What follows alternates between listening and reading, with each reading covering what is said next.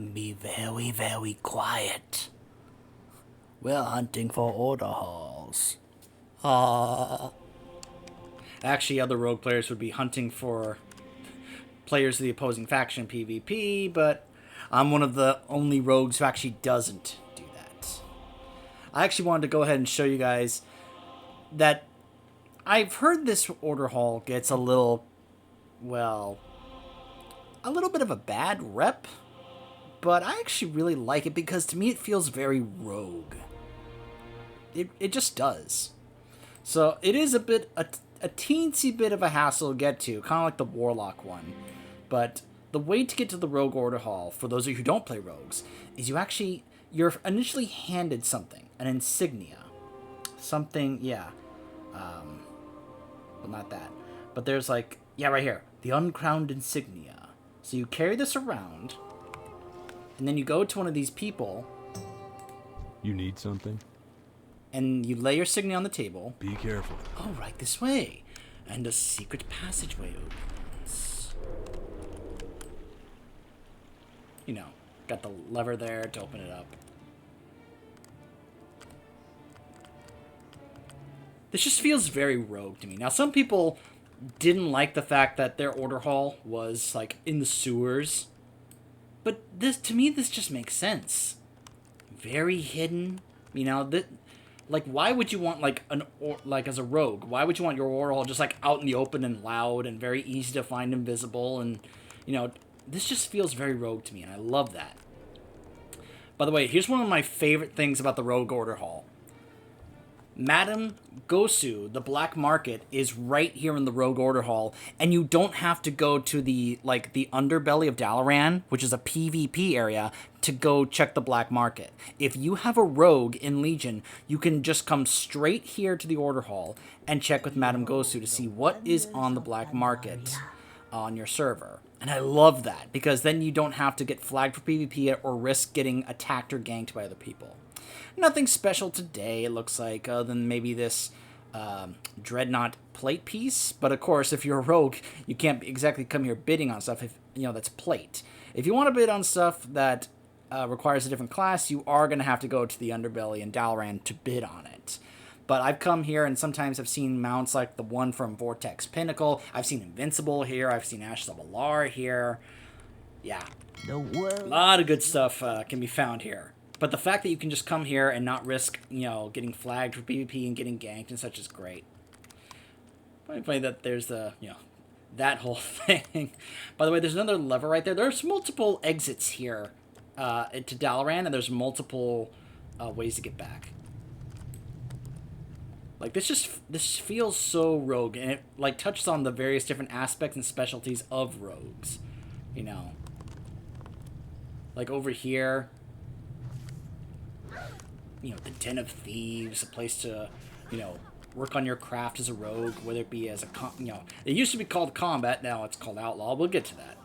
But, place to, there's training dummies here to work on stuff. Over here is where you would meet Lillian Voss for the Mount questline. And of course, there's a royal apothecary here. Because of course, the apothecaries work closely with rogues because of all the poisons and such. So, regardless if you're Alliance or Horde, so yeah. Yeah.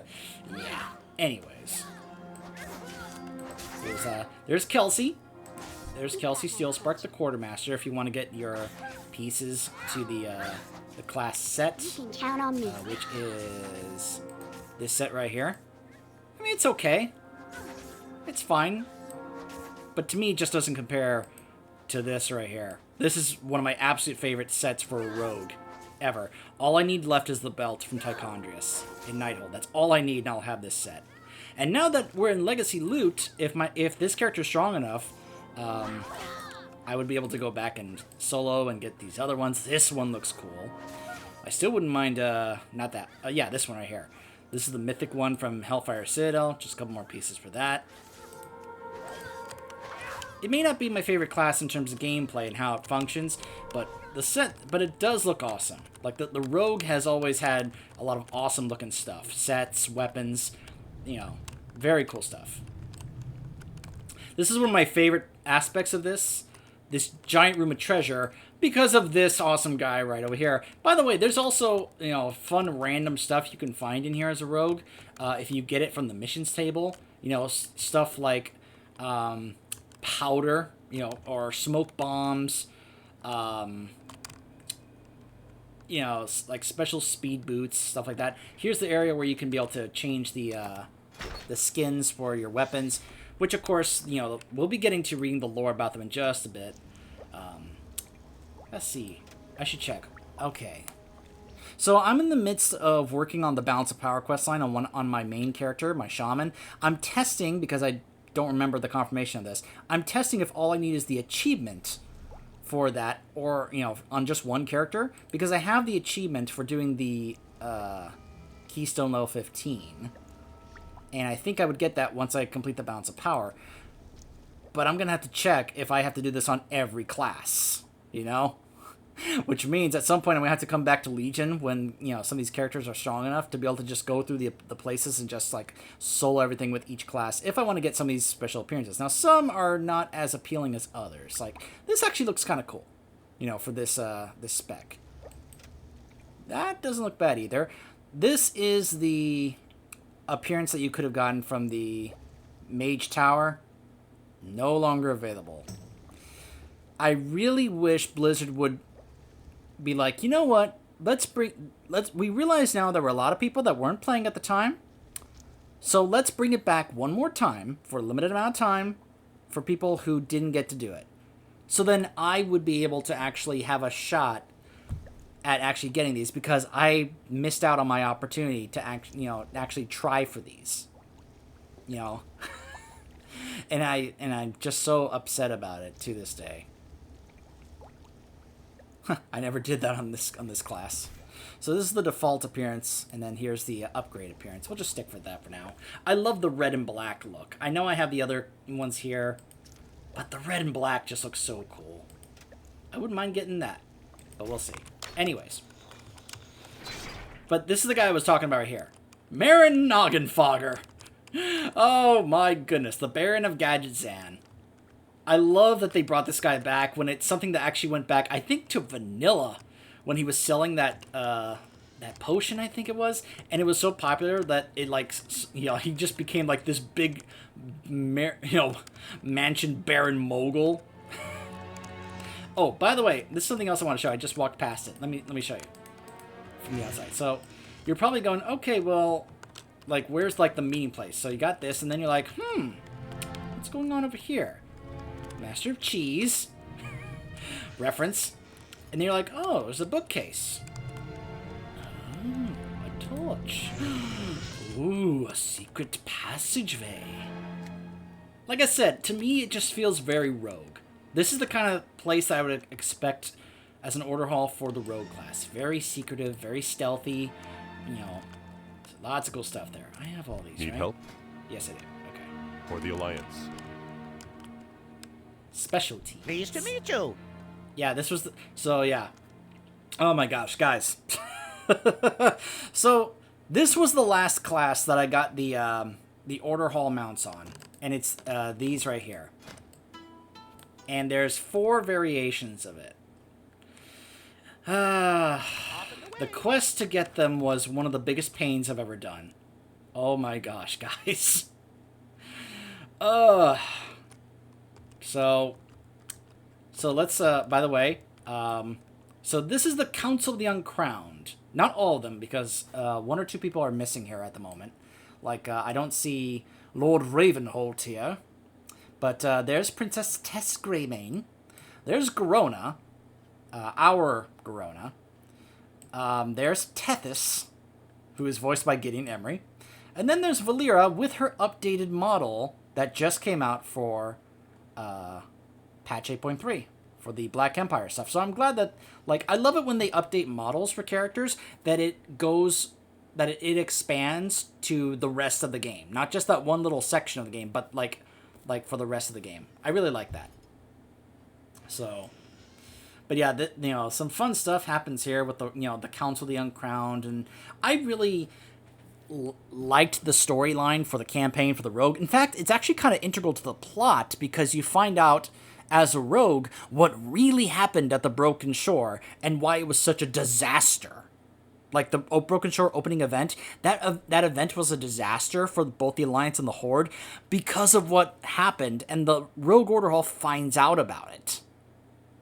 Yeah. So it's actually kind of important to play through Legion as a rogue to see that campaign to find out the truth of what happened at the Broken Shore. But anyways. So before I start reading the lore, let me go ahead and tell you guys what it was like for me to try and get this this mount. And I keep in mind, I did it for every class. So the one that is probably the most disliked of all the Order Hall mounts to get is the Rogue. And you know why?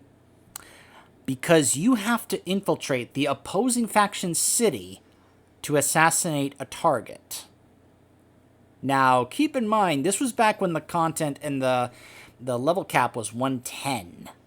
So the way the game works is that to deal with PvP, the guards in the cities, the faction cities, will always be at max level to help combat players who visit opposing cities that want to do PvP, because that is still a thing.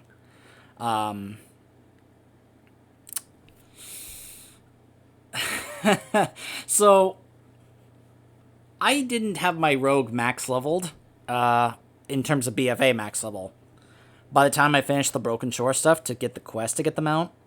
So when it said, hey, you're an orc, you're horde, so we need you, the point of the quest line was that there were some infiltrators in the opposing cities, faction cities, working for the Legion, and so Lillian Voss was sending you into those cities to assassinate them, to take them out, because, well, no one's going to raise an eyebrow if someone from the opposing faction shows up in their city to assassinate a target, right?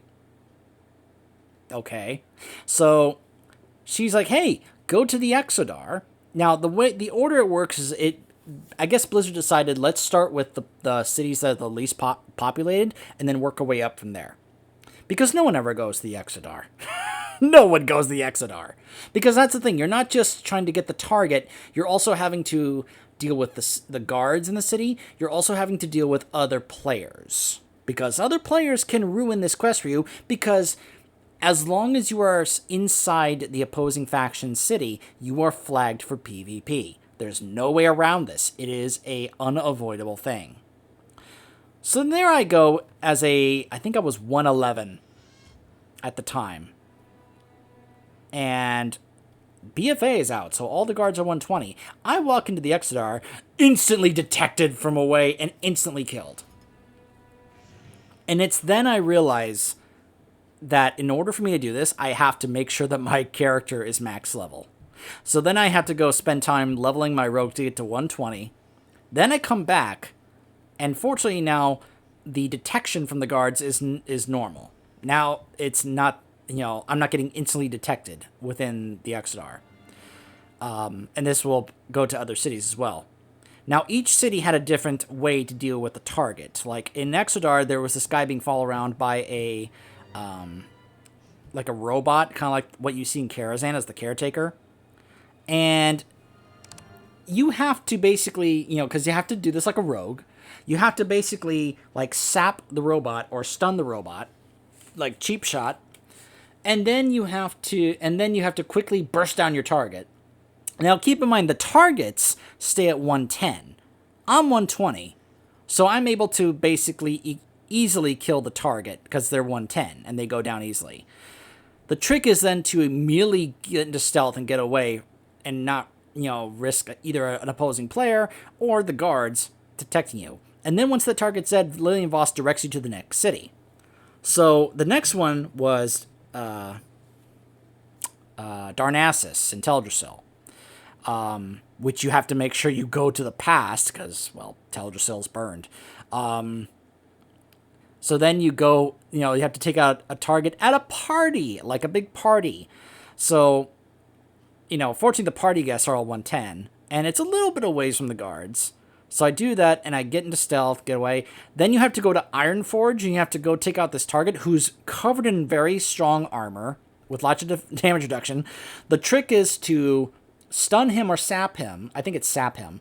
And then you use your lockpick ability to lockpick his armor, because apparently that's how it works. Don't ask me how or why. I don't know. So you lockpick the armor to get the key to basically remove the armor, and then he can easily go down. By the way, he's near guards, so you're also risking getting attacked by guards. He's also in the throne room area where the Moira, Muradin, Falstad, and all that. So you're likely going to encounter other players, possibly.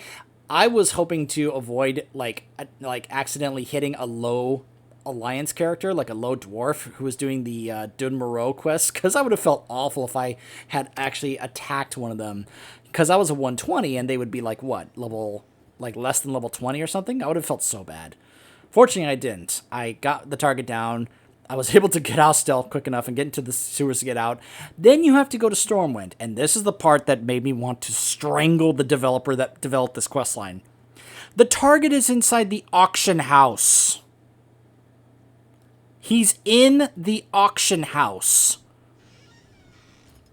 Now, for those who don't know, the auction house is one of the most popular and populated areas in any capital city in the game. And I get there. I fly over from Ironforge to Stormwind. I land in the area where the lake is, like right inside the gates, the main gates area, so I don't have to sneak in through the main gates. I sneak over the bridge and make my way into the little alley. There are a ton of players there. Oh my gosh. And I try to like very carefully get closer and closer to the auction house. I get to the doorway and I see there's still a bunch of players in there, and I see the target. He's like inside next to one of the auctioneers. So I just go, all right, I'm just going to go for it. And I just try to go like beeline straight for him and try to burst him down quick. And I get him down, and then I die because, of course, once I attacked, I was revealed. Like every NPC in there, tried to attack me. Other players were like, oh, kill him! And fortunately, I got my target. So, in order to avoid horrible, horribleness, of course I died. So I released, and then I just took the death sickness at the graveyard, because I'm not going back into Stormwind and resurrecting. So I took that sickness. Fortunately, no other player has figured out what's going on and has beelined for that graveyard to get me. And then I immediately hearth back here to Dalaran and turn this quest in.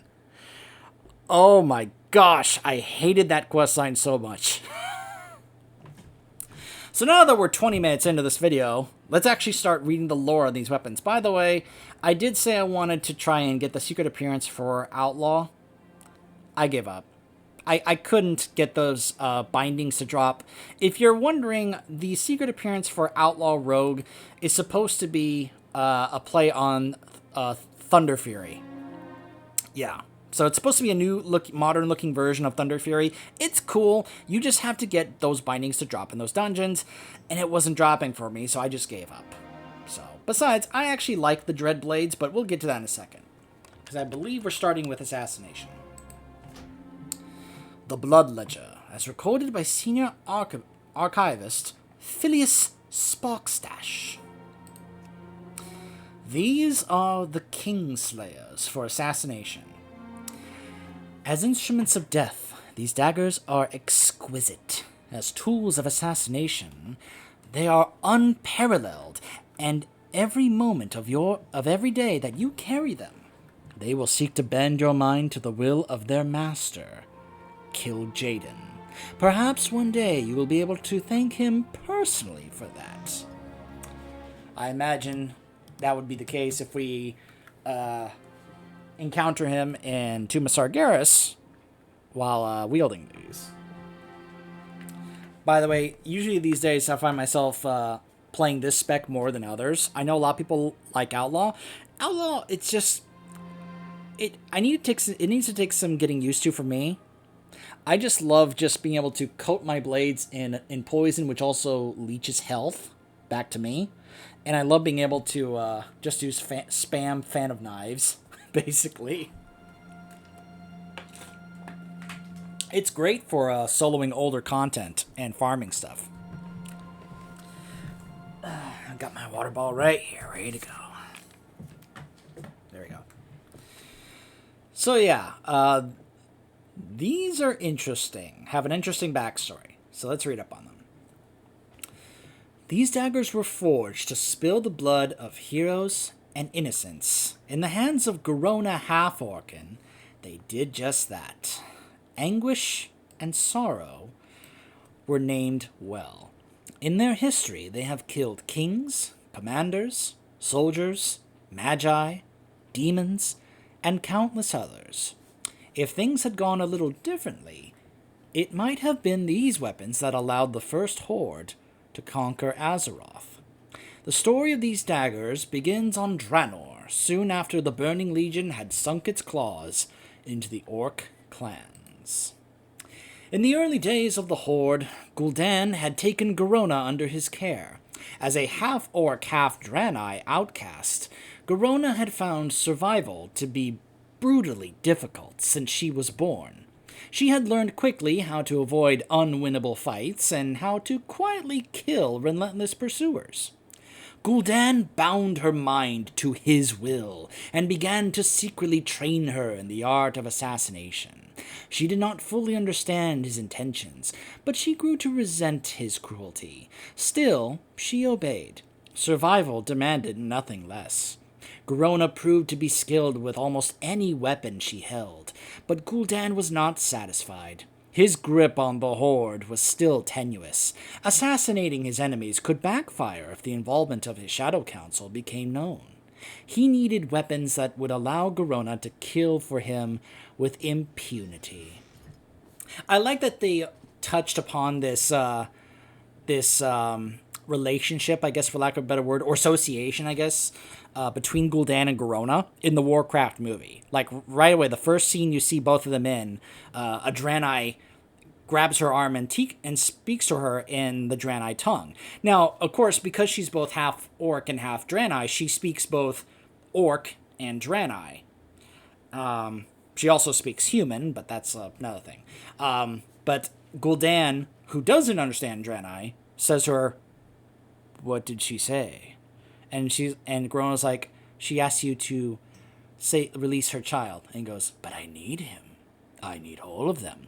And so you can see that there's that dynamic between the two of them that that he kind of uses her for things like that, like translating because she knows the Draenei tongue and all that. So I'm just saying I liked that they had that, even towards the end of the movie, where she actually talks him down from demanding the Horde to kill Lothar after he won the Mak'gora.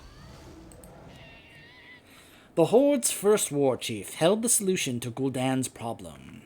War Chief Blackhand and his clan, the Blackrocks, had the most advanced weapon foundries among all the orcs of Draenor.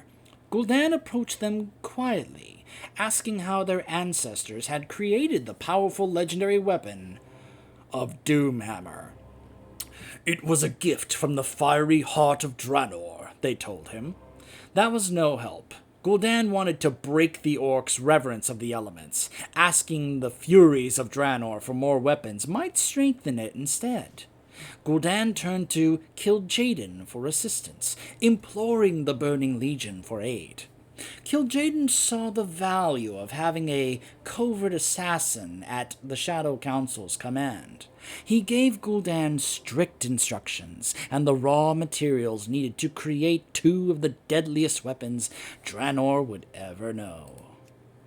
War Chief Blackhand was intrigued by Gul'dan's request. The warlock had asked for 2 daggers created from a mysterious type of ore that no orc had ever seen before, and he wanted them imbued with a power that would only reveal itself when the time was right.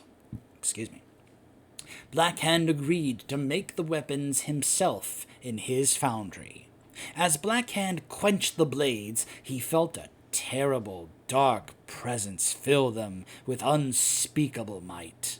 This was no elemental fury. It was the raw hatred of Kil'jaeden sinking deep within the daggers.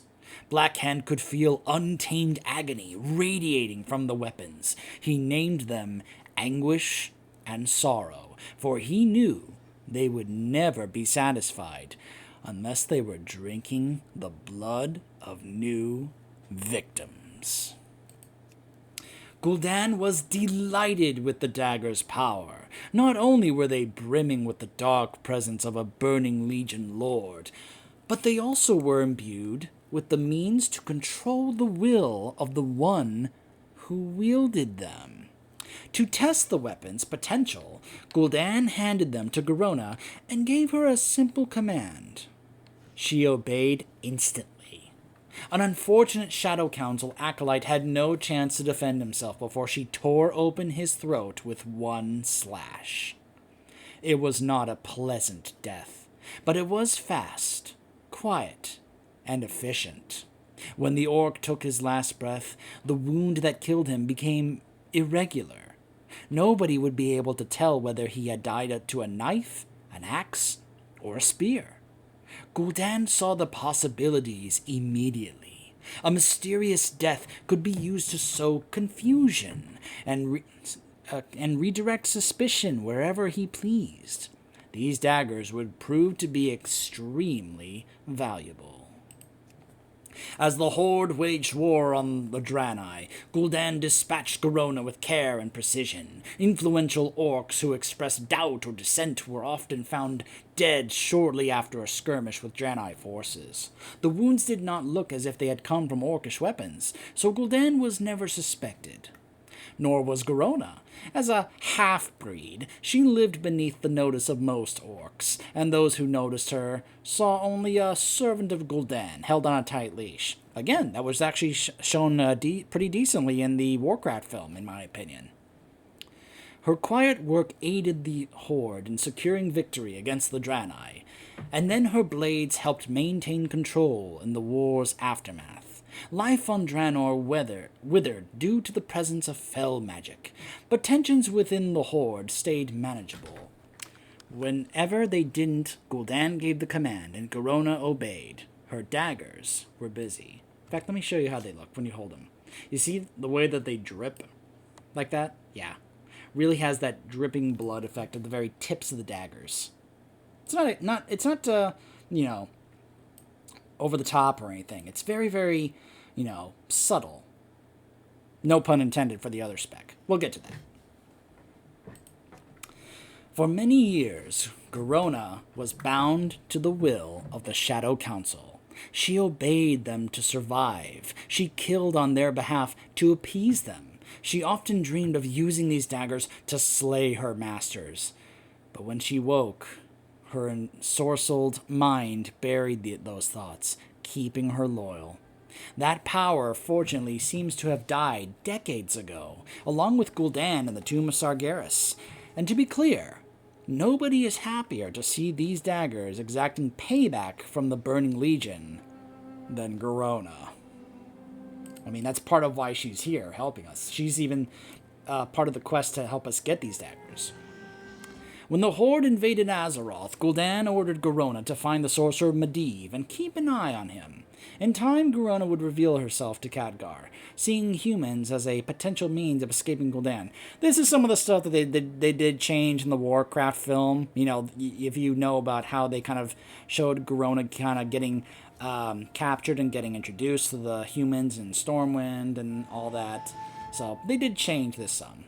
I mean, they also kind of changed the whole thing of whether or not Ghormeh and Medivh were together, but had she known that these daggers helped the warlock control her actions, she might have abandoned them, and history would have gone a very different path. In the end, though, she tried to resist. Gul'dan manipulated her into murdering the King of Stormwind, Lane Wrynn. It's another thing they changed in the film, where Lane basically told her to kill him so that she could be able to survive. Otherwise, they would have just killed her too. Ghormeh was now considered a traitor. She was forced to return to the Horde, bringing these daggers back with her. Ghormeh did not receive a hero's welcome from the Horde. War Chief Blackhand had been killed by Orgrim Doomhammer. Again, more some of the other stuff changed. There were some things from the actual lore that was changed in the film, but the way they did it in the film was actually handled pretty decently, in my opinion. Like the whole thing with Blackhand and Lothar. But anyways, in a Mak'gora, Gul'dan was in a coma. Oh, wait. Let me read that again. War Chief Blackhand had been killed by Orgrim Doomhammer in a Mak'gora.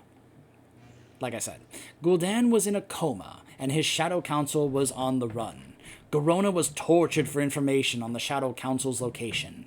As the Horde moved to finish off the human-led alliance, Ghormeh made her escape. With only these weapons and her survival instincts, she set out across Azeroth to find a new life. The poor Horde trackers sent to hunt her down never really had a chance.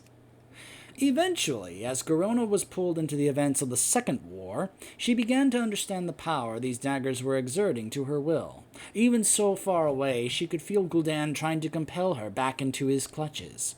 She sought out the help of an undead mage named Merrill Winterstorm, asking him to hide the blades somewhere beyond anyone's reach. Ghormeh wanted to make sure that no other victim would die to them, and that no other mind would ever be subject to Gul'dan's tricks. These daggers remained buried for decades. These weapons do not have a history of glory. They did not earn honorable victories. They were meant to cause pain, and they have caused untold damage to both Draenor and Azeroth. Respect their power. Never forget the innocents who have died to them. Make the Burning Legion pay for every drop of blood their wielder was forced to spill. And I do.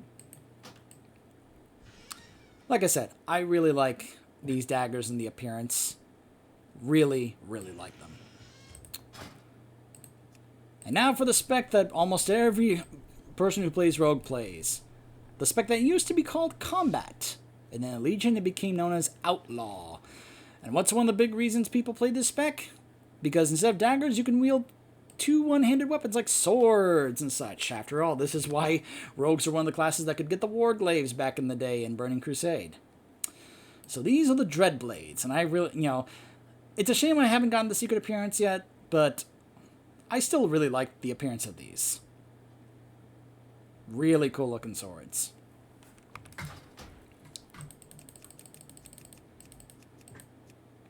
The Dreadblades. As you probably guessed, these cutlasses were not forged on Azeroth. Be very careful with them. They were designed to trap weak, greedy minds. Though their master was sent back to the Twisting Nether, he may try to return and influence you in the future. Stay vigilant. The Bloodsail Buccaneers surely had no idea at first that they were meddling with the Burning Legion. By the end, it seems they assumed they had snatched a piece of forbidden power from under the demons' noses. But if they believed that there would be no consequences for their gift, they were tragically mistaken. It was not happenstance that these weapons fell into Admiral Gorblade's possession. It was planned and carefully executed by a Burning Legion commander who had plenty of experience corrupting fools and turning them against their own worlds. These cutlasses were meant to do that here, on Azeroth. The Eridar who created these cutlasses is named Talgath. It's impossible to say for certain when he first began to study Azeroth and its inhabitants, but it is certainly no accident that he crafted a pair of weapons that caught the eye of a pirate crew leader. Talgath's role in the Burning Legion is to help kill Jaden and corrupt the native populations of different worlds. He has brought down countless civilizations, and he knows how to tempt mortal hearts. Sometimes he has found heroic champions who could be turned, but very often he has discovered willing minds among those who live on a world's fringes. Talgath stumbled upon an effective method of corruption. Find the selfish, the greedy, and the ruthless, and make them compete for power. Not only would he learn which among them were the strongest, but the winners would struggle so hard to obtain their prize that they would be unwilling to question its true cost until it was too late. Azeroth's pirates must have immediately seemed vulnerable to this tactic. They raided one another in search of treasure, giving little thought to the risks that they would undertake. The choice to create a pair of nimble cutlasses, the sort of weapons favored on the high seas, meant Talgath saw great potential in corrupting pirates to the Burning Legion's cause. These weapons first showed up on Azeroth a few decades ago. Several Alliance ships reported that they had escaped a band of pirates whose leader carried glowing blades oozing black smoke, and soon it became clear that those ships were the lucky ones. A newly empowered crew of pirates was preying on Alliance vessels, and when the raiders captured a ship, they left no survivors. There are no survivors. Sorry, I had to break out the Davy Jones. Grand Admiral Dalen Proudmoore, hey, that's a familiar name, led the search for the rogues, and after weeks of hunting, his small fleet cornered their ship a few miles off the Eastern Kingdom shores. The pirate crew seemed to be possessed, barely human, but after a coordinated cannon barrage, Proudmoore sent their vessel, the Bellwether, to the bottom of the ocean. Gosh, there are jokes I could be making here, like... They seem possessed and barely human. You best start believing in ghost stories. The moonlight shows us for what we really are. Instead of to the bottom of the ocean, it says, to Davy Jones' locker. I'm just saying, there's... Oh, man. And trust me, when you do the questline for this with Tethys, there's definitely enough pirate stuff in there. It's great. Really enjoyed that questline. The Admiral sailed away, believing that he had killed them all. In truth, one had survived. The single person who swam away from the sunken Bellwether was a teenage boy, a young pirate recruit who had seen his crew descend into corruption and madness firsthand. He had joined them for profit, so watching his captain and shipmates succumb to uncontrollable bloodlust had been a truly horrific experience. He was compelled to retrieve these cutlasses from the ship's wreckage, but when he heard them whispering in his mind, he had the good sense to resist. He took the weapons and the treasure back to his crew's old lair, and buried them deep underneath an isolated island. He believed the riches were cursed, and so he left them behind. They were Aztec gold. I'm sorry, I can't help it. It's just setting me up so well to make Pirates of the Caribbean references. The weapons would remain buried for years. It took the upheaval of the Cataclysm to unearth these cutlasses again. A ship carrying some blood-sailed buccaneers, a small but dangerous crew, took shelter near a patch of tiny islands as the seas heaved to and fro. After the initial elemental unrest passed, their leader, Admiral Eliza Goreblade, noticed that rogue waves had revealed something beneath the sand. When they looked closer, they found a cache of gold, jewels, and old weapons. It was the last stash of the Bellwether. A windfall nobody knew had been missing. A windfall. The buccaneers gleefully took it all. Admiral Goreblade reserved a pair of gleaming cutlasses for herself, the only weapons in the cache that hadn't become rusted and worn over time. Unfortunately, that decision led her crew to ruin. After claiming these cutlasses, Goreblade was taken by a vision. She saw herself commanding an impossibly large pirate fleet, one that could conquer the high seas and all the nations of Azeroth. Every ship that dared to challenge her burned, and every city gave up its treasures or was destroyed. It was an intoxicating sight, and she drank every drop of its promise. When she awoke, she had her crew set sail for a rival pirate hideout. The corrupted blood-sail buccaneers proceeded to slaughter all the unfortunate souls they found there. The loot they took was secondary. The killing was what truly satisfied them. These weapons had taken root deep within their minds, and now there was no escape. The more we began to realize, the food would not satisfy. I'm sorry. Goreblade's buccaneers became an unseen deadly menace on the South Seas. The master of these weapons, Talgath, had seen what attracting... Wait, hold on. The master of these weapons, Talgath, had seen what attracting too much attention would do. Oh, okay. Had seen what attracting too much attention would do. So he encouraged Admiral Goreblade to attack only isolated ships and make certain that they did not escape. For several years, the pirate crew did exactly what they were told. They killed without mercy, and the power of the cutlasses grew even stronger. When other Bloodsail buccaneers learned how deep into insanity this crew had fallen, they tried to intervene. Goreblade's pirates survived the counterattack and managed to steal the Bloodsail buccaneers' most prized ship, the Crimson Veil, for themselves. Soon, some crew members began to change. Their forms withered and faded. The moonlight showed them for what they really were. Only the skeletons remained. I'm telling you, there's so much reference to Pirates of the Caribbean here. It's wonderful. Admiral Goreblade did not mind. The cutlasses hungered for blood, and now, so did she. Shortly before the Legion's recent arrival, Admiral Goreblade finally discovered the true power behind her weapons. Talgath revealed himself and told her that she had only tasted a meaningless drop of the Burning Legion's strength. If she aided the demons in the coming war, he promised that she would ascend to immortality and find out what might the Legion could truly bestow. The Admiral agreed immediately. She made a pact giving the souls of all her crew to Talgath's tender care. She had already come to enjoy being the unseen terror of the seas. The possibility of bringing a world to ruin consumed her mind. When the Legion attacked, so did Admiral Goreblade. It now seems clear that several convoys of reinforcements from both the Horde and the Alliance were destroyed by her crew before they could reach the Broken Isles. It is unfortunate that the Bloodsail Buccaneers' true leader, Fleet Admiral Tethys, our guy right over here, right there, sought help. Had she been left unchecked, there is no telling what more damage Goreblade could have done to the Legion's enemies. At least, that threat is over. Talgath, the master of these blades, was defeated. His spirit is back in the twisting nether, waiting to return. His grip upon these cutlasses has been broken. The madness that he infused into them, the thirst for blood, has been lessened.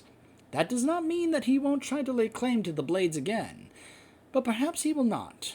After all, he has plenty of reason to fear the creature who now possesses them. Yes, he does. Yes. And now for the spec nobody plays. I'm sorry, when was the last time you saw someone main a subtlety rogue? Seriously. It feels like nobody ever plays this spec. It's always outlaw. Or even assassination in my case. But no one plays subtlety. I say that jokingly because I never see them. I'm sure they're out there. I'm sure there are some people that they love playing subtlety rogue, but I never see them. And they're never talked about when it comes to like strong DPS specs. It's always either outlaw or assassination. Mainly outlaw. But who knows? Maybe subtlety will get some love soon from Blizzard at some point. I gotta recheck to see if they actually are gonna do anything with subtlety in Shadowlands. I'm just curious.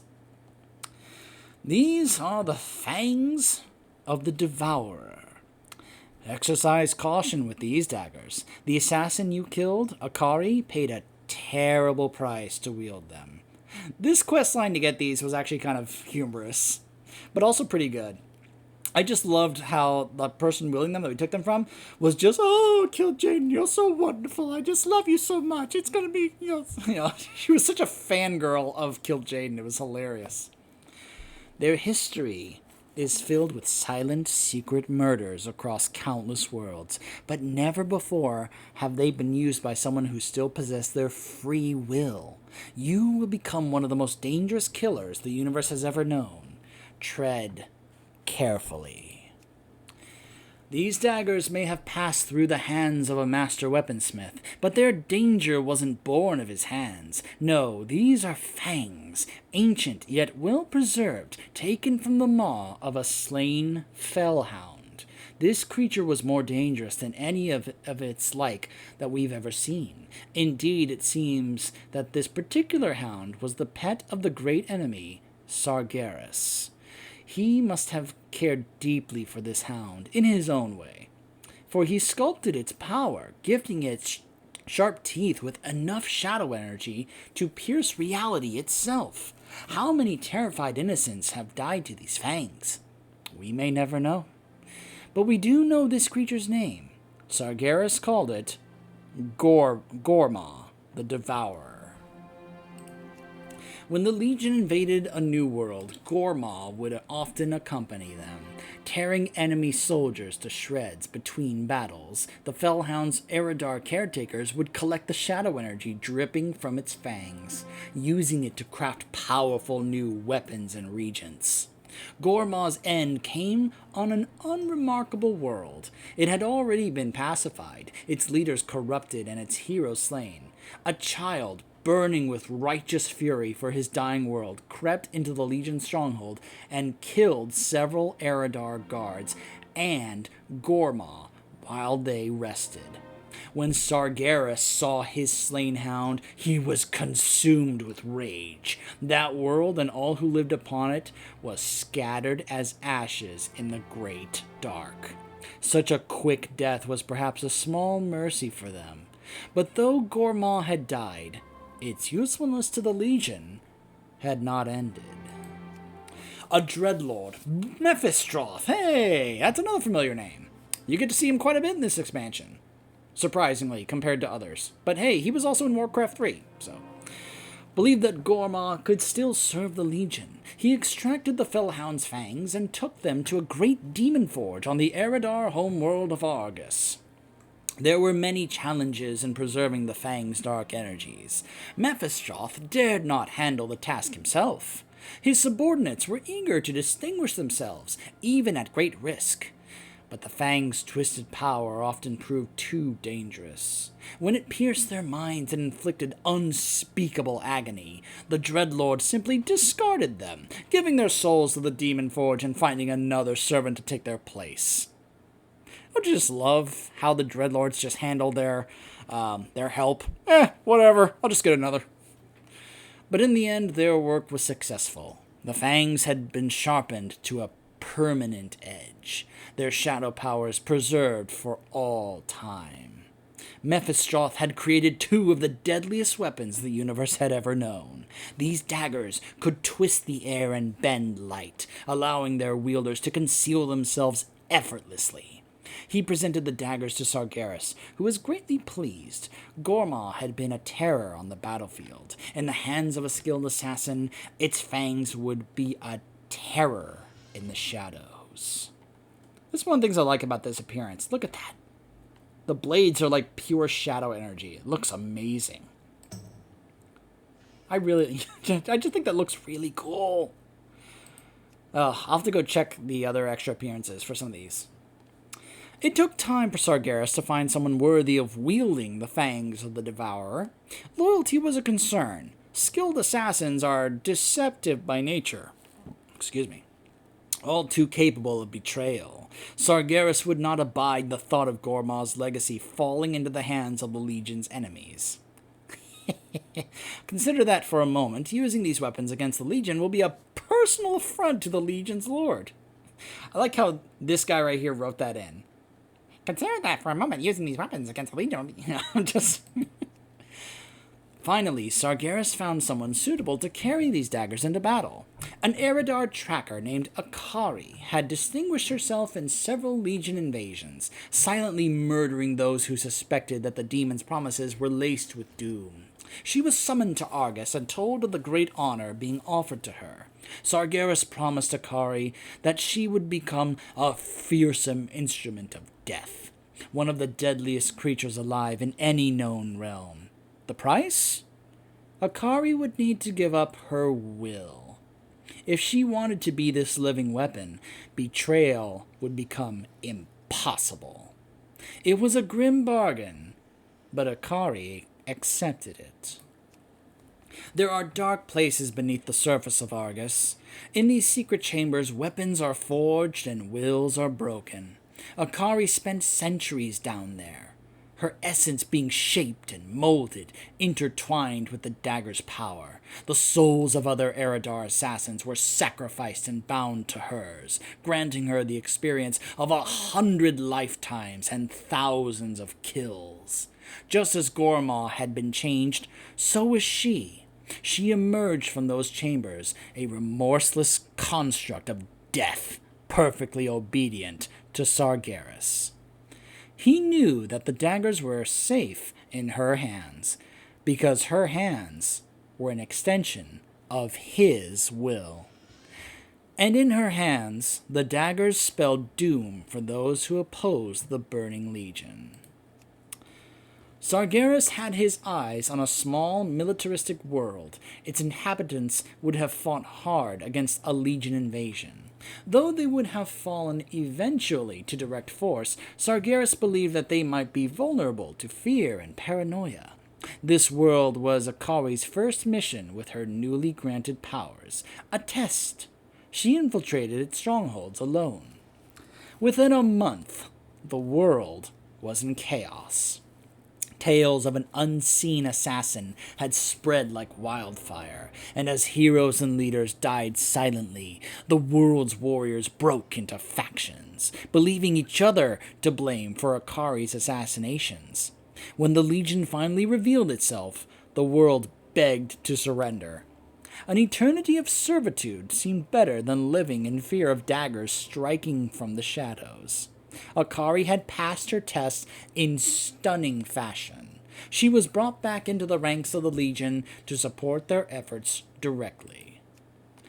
Akari proved that she was an indispensable ally. Her weapons allowed her to play with kings and their other leaders like toys. Not only could she eliminate whom she wanted, but she could also take their place in disguise, perfectly mimicking their appearance and manner. A world does not fall because of a single assassin, but it certainly falls more quickly. A dagger, though, through the right person's heart, can win a battle or topple a kingdom. A panicked army that just lost its leader is more easily destroyed than a stalwart, determined force. There's a lot of truth in that little bit of dialogue there, because it's very true. The Legion already had plenty of experience in corrupting weak minds and mortal hearts. Akari was the demon's proof against failure. Whenever someone had the strength or the sense to resist temptation, Akari's blades handled the rest. Yes, Akari was Sargeras' asset, loyal and unquestioning. But even though her will was gone, her guile remained. She requested that Sargeras allow her to roam the twisting nether for a time. He agreed, curious to see how she would further the goals of the Burning Legion. She spent time sulking among the ranks of Sargeras' own armies, rooting out dissent and erasing ambitious demons who hoped to seize power at the Legion's expense. She became skilled in the art of interrogation, able to inflict untold pain and suffering upon any creature able to scream.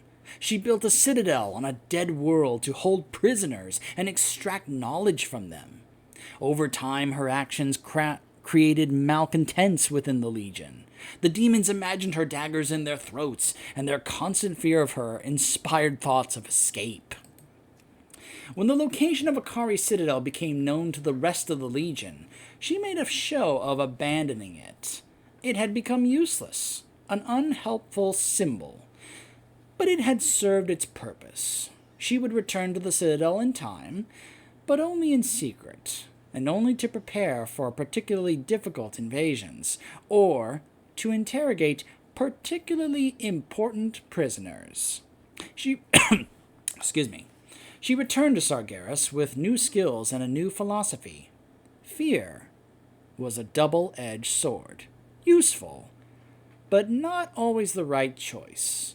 An unseen assassin inspired terror, yes, but an unknown assassin inspired complacency.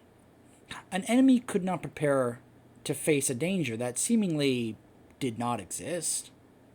Akari dedicated herself to becoming truly invisible. A silent killer, her work continued. And then she met her end in her most secure stronghold. It was probably not the fate she imagined for herself. That's what happens in the quest line.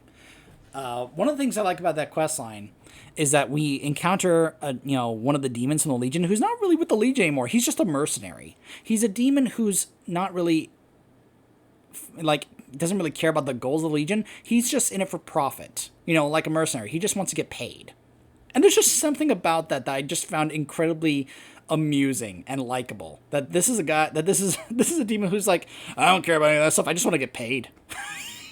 It was just such an interesting take on it. It was I just found it very amusing and likable, and I was just laughing about it, during the quest line. But at one point, he opens the portal and sends us to that stronghold to take care of Akari. She's in communication with Kil'jaeden because at this point she was not only a fan of Sargeras, she was also a fan of Kil'jaeden. She was a big fangirl. And during, right before we have the big final fight with her, she implores Kil'jaeden to power up the daggers, and Kil'jaeden basically pours power into the daggers. We end up defeating her, and we get these daggers that are now extra powerful because of Kil'jaeden. So, yeah. Took her down her own stronghold. We may never know what compelled Akari to sacrifice her free will in service to Sargeras, but there can be no doubt that she served him well. She embraced the intricacies of fear and knew how to strike it into the hearts of her victims. When confronting those without fear, she skillfully eliminated them. When terror became counterproductive, she learned how to kill without being noticed at all. These lessons were once employed by the Burning Legion. Now, they belong to its enemies. Only time will tell how Sargeras will respond.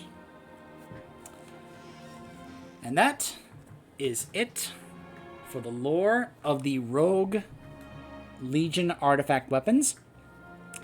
And that is now it for this series. This was the last class I needed to do this for.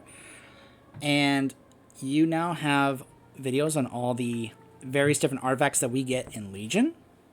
And I hope you guys enjoyed this series and perhaps got to learn a few things here and there you didn't know before about these weapons you acquired. And if something like this happens again in the future, where they decide to re-implement a system like this with a bunch of lore attached to it, then probably I will be able to share that, guys, with you then. So we'll see how it goes, and I will see you guys next time.